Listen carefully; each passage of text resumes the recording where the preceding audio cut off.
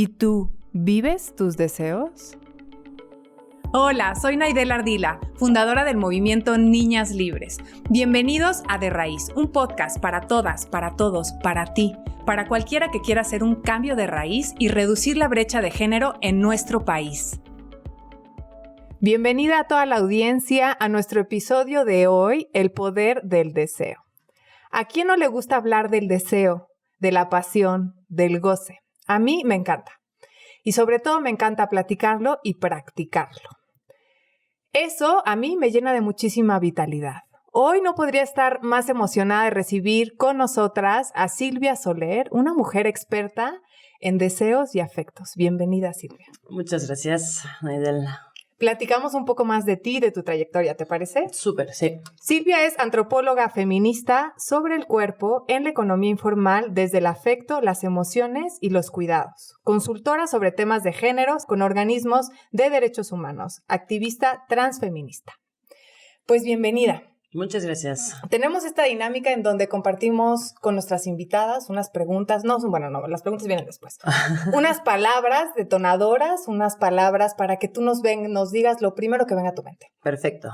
¿Listo? Sí. Cuerpo. Deseo. Pasión. Locura. Sueños. Las 2 de la mañana. Deseos. Deseos muchos, intensos y potentes. Placer. Placer para todas. Fantasías. También para todas. Vínculos. Vínculos, afectos. Intimidad. Intimidad de puertas abiertas. En mi vida, Silvia, el deseo siempre ha sido un motor. Un motor que a mí me vitaliza y me impulsa. Y me impulsa sobre todo a explorar nuevos caminos, nuevos vínculos. Y para mí el deseo yo lo vivo como una brújula que me guía para ir transitando por lo incierto y por lo incontrolable que es la vida. ¿Cuál es tu deseo más latente, Silvia? Con eso arrancamos. No creo que tenga solo un deseo latente. Sí, mira, esta mañana que estaba así tomando el café y bañándome y por salir, justo escuchaba las noticias, ¿no? Y estaba viendo las tomas de esas mujeres en la Comisión Nacional de Derechos Humanos y pensaba en el deseo de justicia, ¿no? Cómo es de latente en esta sociedad la necesidad de justicia y cómo en estas tomas se estaba reclamando de una forma, ¿no? Que no hay de otra.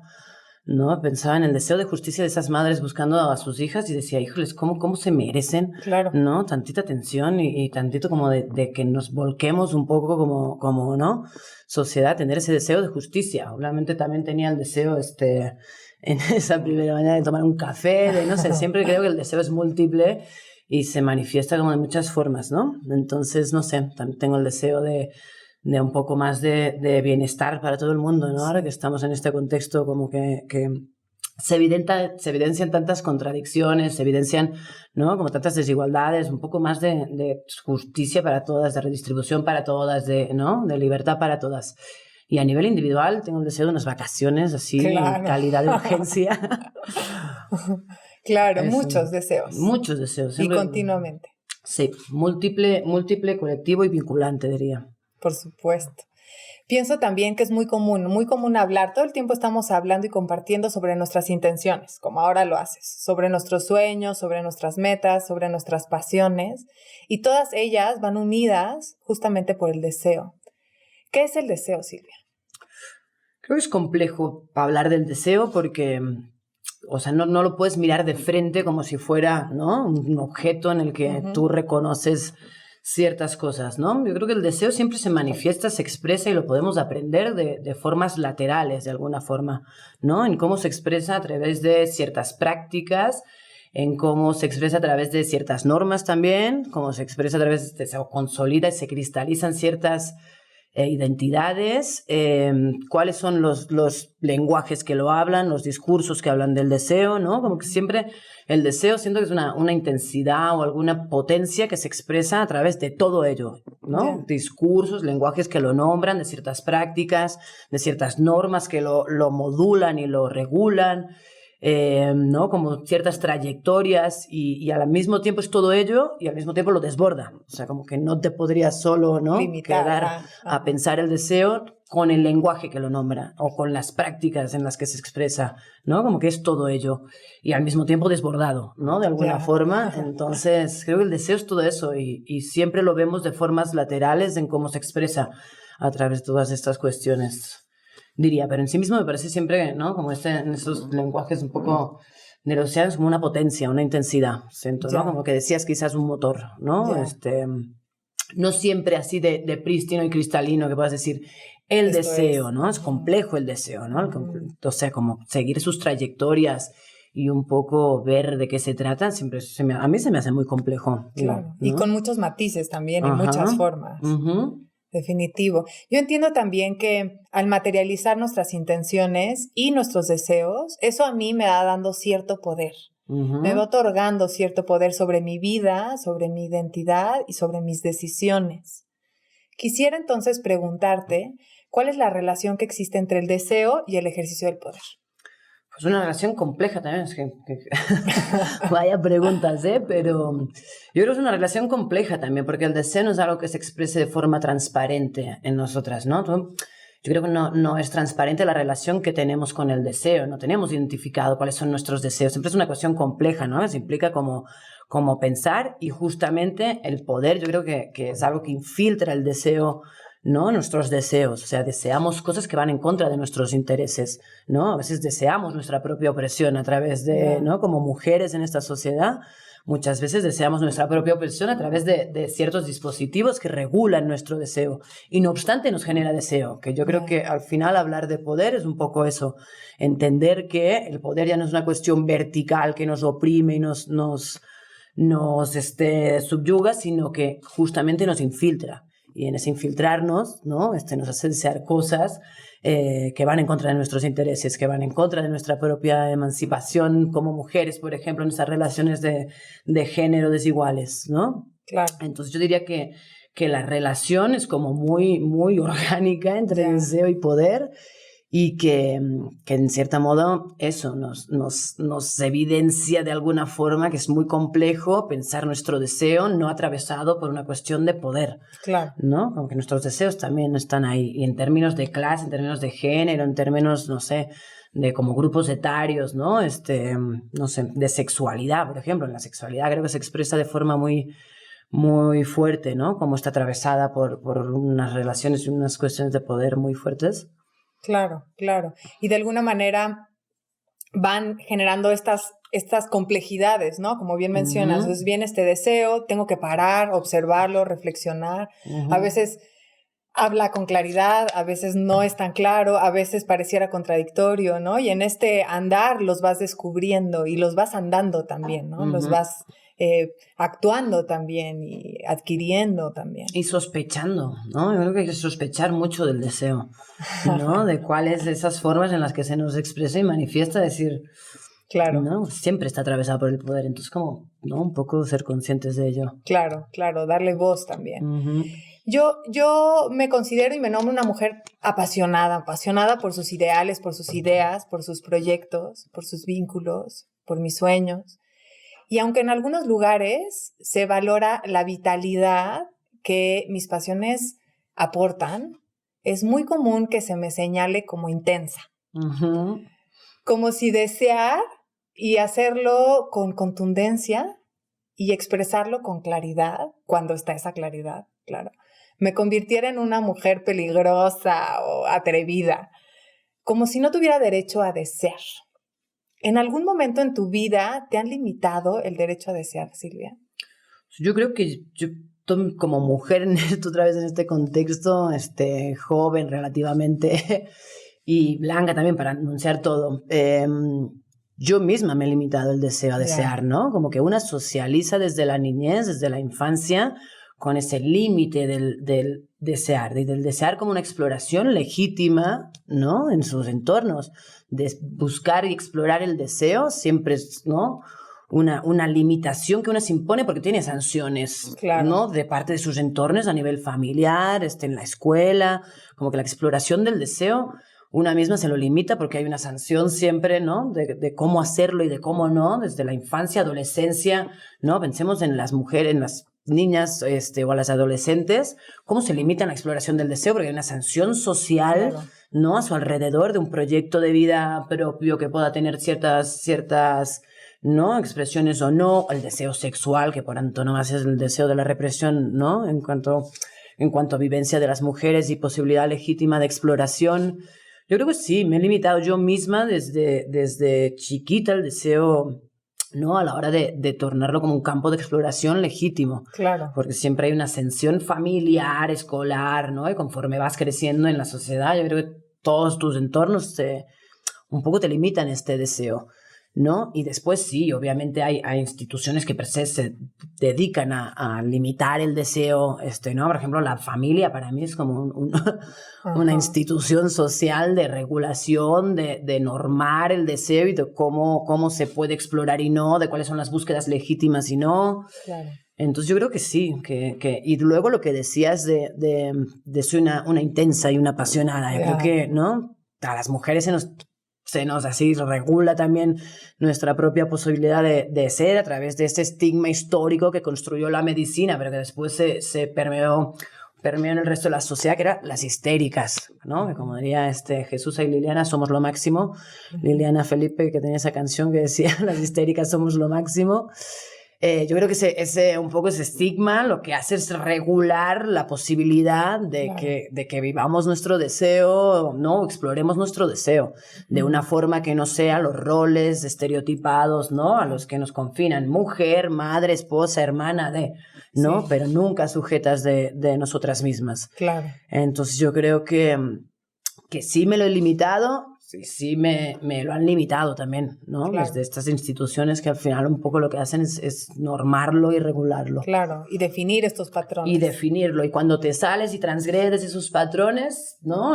Histérica, intensa, emocional, ¿no? Que estos son discursos que han venido desde la medicina, pero después han permeado como a las normas culturales, a los valores, ¿no? Claro. Ya no podemos tener una expresión emocional, es como, ay, che loca, ¿no? Claro. Sí, justo, esa expresión más auténtica desde el deseo también, ¿no? Desde lo que hay. Y luego llega el amor. Ush. Con sus matices, que por supuesto suman complejidad, donde se espera que los deseos sigan, como bien dijiste ya, ciertos patrones, ciertas cajas, ciertas estructuras. Y, por ejemplo, como mujeres, solamente podemos desear a un hombre, que deberíamos también nosotras como patrón disimular nuestros deseos, y nuestros deseos también se esperan que no nos beneficien del todo a nosotras o principalmente a nosotras. Y bueno, la lista sigue de estos deseos marcados por los patrones. ¿Cómo has vivido tú el vínculo entre el deseo y el amor? Uy, yo creo que, perdón que remita todo el tiempo a lo mismo, pero es que creo que como mujeres el tema del amor nos juega en contra, Yo casi te diría que estoy en contra del amor. O sea, porque nos va muy en contra, nos somete como a una suerte de referente que no conviene para nada a nuestros intereses. ¿Por qué? Porque es un lugar siempre de desigualdad. Las mujeres nacimos para amar. Y no solo en el seno de la pareja heterosexual, etc., sino para amar en general, ¿no? A nuestros hijos, a nuestros papás, mamás, a nuestros hermanos, o sea, ¿no? Somos seres de amor. Y creo que eso nos juega muy en contra y casi te diría que estoy en contra del amor. Y no es que no podamos reinventar el amor, pero así como está ahora pensado desde un deseo heterosexual, una forma familiar, monógama, ¿no? De vivirlo, yo creo que nos va muy en contra y que hay que explorar otras formas y otras maneras de vincularnos, ¿no? Sexoafectivamente, que no pasen por este ideal un poco de amor romántico, sí, ¿no? Que nos circunscribe a una pareja monógama, heterosexual. Esto es el ideal, obviamente después hay otras formas, pero digamos, ¿no? Como normativamente nos remitimos siempre a un deseo heterosexual, monógamo, ¿no? De vínculo exclusivo, ¿no? Idealizado, de compartición de una intimidad exclusiva, ¿no? Como sublimada a través de unos referentes. Yo soy en contra de todo eso y lo reproduzco un día, tiro por viaje porque soy romántica. Y he venido aquí a decir, no es cierto, pero digo, como que una tiene que pelear también contra la reproducción de estas cuestiones en su vida, ¿no? Porque un poco sabes que te juegan en contra y que no puede ser la única forma de que tengamos para vincularnos, ¿no? Yo creo que hay formas más libres, más placenteras, que no reproducen esta desigualdad entre mujeres y hombres cuando, ¿no? Se circunscribe a este amor y deseo monógamo, heterosexual. Entonces, no sé, dinamitemos eso e inventemos otra cosa, diría yo. Claro, por supuesto. ¿No? Y pienso también que de la mano de esto que mencionas, viene como en estas relaciones se espera que las mujeres cuiden, como decía, las mujeres del amor, dando amor, las dadoras del amor, y también que cuiden en este ejercicio del amor los deseos de los hombres. Y que los cuiden aún más que los propios. ¿Qué impacto tiene esto entonces de este gran mandato en el proyecto de vida de las mujeres? Los cuidados que vengo desde hace tiempo pensándolos, porque me parece que es un temazo ahora mismo. Digo, en la pandemia se evidenció mucho qué eran los cuidados, ¿no? Los cuidados eran una cama, la posibilidad de una cama y un respirador, ¿no? En plena pandemia, pero también son gestos simbólicos, o sea, como que tienen una materialidad y al mismo tiempo todo un simbolismo, ¿no? Pero al mismo tiempo hay algo muy loco en los cuidados, que es que nadie puede vivir sin cuidados, ¿no? O sea, no podemos hablar de una vida sin sus cuidados. Hasta una vida con la ausencia de sus cuidados muere, y ahí se hacen evidentes los cuidados, ¿no? O sea, como que es algo que se evidencian hasta en su ausencia. Entonces, para mí es complejo el pensar, ¿no? Como cómo se evidencia esta necesidad de cuidados para sustentar la vida, porque sin cuidados no hay vida, cómo eso no está atravesado por una cuestión de género que otra vez nos juega en contra a las mujeres, ¿no? Porque somos nosotras que otra vez, como por una suerte de esencia y naturalidad, ¿no? De nuestro ser nos sale el gesto de cuidados, ¿no? Entonces, ¿cómo redistribuimos estos cuidados? ¿No? En la sociedad, ¿cómo los hacemos más justos? Porque siempre cuidamos eso, el proyecto, o sea, las casas, los hogares son como una suerte de caja negra en el que ahí, ¿no? Parece que cada mañana la gente salga vestida, desayunada, con la ropa planchada, lavada, ¿no? Alimentada. ¿Quién hace eso? ¿No? Si desencriptamos esas casas, ¿de quién lo hace? Son las mujeres, ¿no? Entonces, eso es un trabajo, es un esfuerzo cotidiano en el que estamos. Obviamente las mujeres de clase media tienen, ¿no? Pueden delegar eso o contratar quien haga eso, pero no resuelve el problema. Claro. Entonces nos impacta en nuestros proyectos de vida. ¿Por qué? Porque tenemos doble y triple jornada, ¿no? Y las que no tienen posibilidad de contratar a alguien, que además eso ya también está atravesada por unas cuestiones de clase brutales y, ¿no? También muy heavy, siento que otra vez nos juega en contra, pero al mismo tiempo es un debate ineludible, porque no es que podamos decir, bueno, listo, no cuidamos, ¿no? Entonces, ¿qué pasa? No, alguien asume los cuidados siempre, ¿no? En la sociedad. Entonces, más bien, ¿cómo redistribuimos estos cuidados para que sean formas justas? Claro, más, ¿no? Sí, igualitarios. Claro. Definitivo. Sí. Y entonces ambos proyectos de vida puedan tener un equilibrio en ese andar y en ese desarrollarse. Claro, sí, porque te digo, ¿no? Al final parece que la gente salga bañada, desayunada, ¿no? Y con la ropa planchadísima. Como si fuera solito, ¿no? Por arte de magia, no. O sea, imposible. Claro. Sí, definitivo. Fíjate que a mí me ha tocado escuchar a muchas mujeres dudar de sus deseos. Incluso en algunas, como con esta incapacidad incluso de nombrarlos o identificarlos, un poco lo que ya nos has venido diciendo. A veces sabemos que sí es, a veces lo vamos descubriendo en el andar, o a veces pareciera imposible o muy difícil de identificar. Yo pienso que esto, cuando es tan difícil de identificar nuestros deseos, que eso vulnera nuestra capacidad para tomar decisiones y dirigir nuestra vida. ¿Qué se busca al despojar a las mujeres del deseo? Y se busca sustentar un orden desigual ¿no? En el que hay alguien que se beneficia de eso, ¿no? O sea, yo creo que los roles de género tienen que ver, los roles ¿no? raciales tienen que ver, o sea, ¿no? Como qué tipo de cuestiones de poder atraviesan tu deseo y lo opaca y te lo, ¿no? enturbia. Eso a nivel individual y colectivo. Yo creo que una cuando empieza a pensar que qué desea, ¿no? Que siempre es una pregunta abierta y que se va como de cierta manera inacabada, que vas desarrollando a lo largo de la vida y buscando, y no sola, sino con otras, ¿no? Y en colectividad, digamos.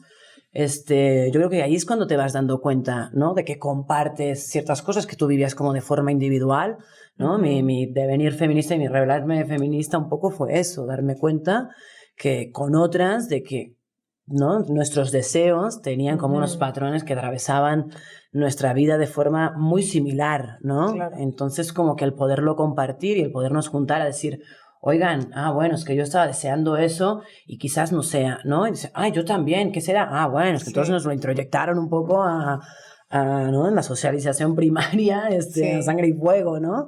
Y de una forma muy, muy sutil también, o sea... Entonces, ¿qué se busca? Yo creo que eso, sustentar un orden desigual en el que alguien se beneficia de esa limitación de nuestros deseos. Sí, ¿no? Definitivo. Y pienso lo importante de nombrarlos y de nombrarlos en grupo, en colectivo. Y si es con otras mujeres, mejor aún. Irlos reconociendo, irlos validando también, irlos explorando. A veces, para mí, seguir mis deseos y hacerlos reales me ha metido y me mete en aprietos. Sí, no lo dudo. Sin embargo, yo jamás dejaré de hacerlo, porque como bien te digo, a mí me llena de vitalidad y me da el poder para vivir la vida que voy deseando. ¿Qué beneficios te ha dado a ti asumir tus deseos y hacerlos reales? Oye, un poco más de libertad, ¿no? Un poco más de margen, de no pensarme en proyectos que están pensados para nosotras y que ni tan siquiera a veces tenemos tiempo de pensar si son los que queremos o no. Claro. ¿No? Tampoco creo que seamos tan agentes de nuestro deseo, ¿eh? Siempre que lo pienso como de forma muy, muy individual, como si fuéramos muy soberanas de nosotras mismas, creo que no somos tan agentes y soberanas de nuestro deseo. O sea, justamente por estar atravesadas tan por relaciones de poder, siento que eso o es algo colectivo o no es. Ya. O sea, yo no me puedo emancipar sola, o sea, digamos, tengo cierto margen en el que yo puedo tener y tomar ciertas decisiones, pero yo creo que el feminismo algo que nos enseñó es que o vamos todas o no va ni una, claro. ¿no? Como que la forma de pensar la libertad para mí es o vamos todas o no va ninguna, porque no es que yo, ¿no? Por unas condiciones de privilegio pueda, ¿no? Como emanciparme sola. No, o la transformación va de la mano de todas y para todas, o yo siento que no. Entonces, un poco siento que nos da eso, ¿no? El poder pensarnos y pensar el deseo en colectivo, nos da un poco más de margen de libertad y un poco de poder de impugnación de esas formas de poder y de esas instituciones, instancias, ¿no? Un poco nos quieren constreñir. Claro, claro. Y eso me llevaría a la siguiente pregunta. Como sociedad, ¿cómo podemos contribuir para que se reconozca el derecho de las mujeres a desear? ¿Cómo podemos construir? Yo creo que eso lo estamos haciendo ya, ¿no? No obstante, hay muchos impedimentos. Yo creo que no sé, los feminismos, así en plural, desde sus trincheras y en sus formas de impugnación de este orden desigual, lo están haciendo, están deseando colectivamente, ¿no? Están generando una discusión en torno al deseo de justicia, el derecho al placer, ¿no? El derecho a soñar, el derecho, no sé, creo que ya lo estamos haciendo. Pasa que estamos en un contexto como muy, muy, digamos, en crisis, y no en crisis como una forma momentánea ahora con la pandemia, sino una crisis como una forma ya de vivir, ¿no? O sea, por todas las desigualdades que atravesamos a nivel laboral, de derechos económicos, ¿no? Yo creo que la crisis ya era una forma de gobernarnos. Entonces, a la hora de entender eso, yo creo que ya lo estamos haciendo, ya estamos deseando colectivamente. Pasa que, ¿no? Siempre es una batalla contra, no sé, el Estado y las formas del capital que quieren como un poco volver a modular y a normar y a regular eso. Claro. Pero yo creo que eso, juntarnos, impugnar un poco estas formas, ¿no? Que nos atraviesan y nos quieren eso, regular y normar el deseo y las formas de desear. Para cerrar, A ver. Quisiera pedirte que imagines que regresamos el tiempo y que está frente a ti tu yo adolescente, Silvia de adolescente. ¿Qué le dirías ahora con todo lo que has aprendido sobre el deseo? Yo le diría que no tuviera miedo a realizar esa exploración un poco, ¿no? O sea, yo siento que de adolescentes como niñas relativamente buscando, ¿no? Como de qué va la vida y de qué va el mundo, ¿no? Tenemos como ciertos estigmas que nos atraviesan. Digo, no sé tú, pero por ejemplo, a mí me tocó a mi generación y a mi grupo de colegas que ¿no? El estigma de la puta, ¿no? Como si buscabas y explorabas un poco el deseo sexual, ese estigma te caía. Y yo le diría a mi yo adolescente, que después lo aprendimos, ¿no? Con las amigas un poco más tarde, pero a mi yo adolescente le diría, tengas miedo de ser la puta de tu grupo. Y suena fuerte ese, ¿eh? Pero creo que solo apropiándote de esos insultos desactivas la fuerza del agravio. Claro. Entonces le diría, no temas a ser la puta y explora tu deseo y explora las formas de desear con tus colegas y en colectivo, de qué va la vida, de qué va tu cuerpo, de qué va tu mundo o de qué quieres que vaya, sin que esos estigmas, ¿no?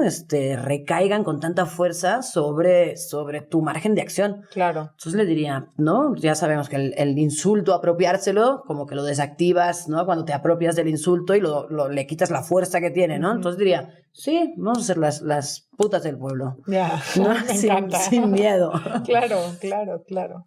Pues entonces yo me despido de este podcast deseando que las mujeres vivan el placer de construir la vida que a ellas les plazca, asumiendo todas las personas el derecho que tenemos nosotras de desear y de gozar. Muchas gracias, Silvia. Muchas gracias a ti por invitarme. Pues un abrazo a toda la audiencia y nos vemos en el siguiente episodio. Gracias de nuevo. Gracias. Si llegaste hasta el final de este podcast, ya eres parte de la solución. Deja tus comentarios en nuestras redes sociales y comparte qué harás diferente a partir de ahora. Sigamos sumando.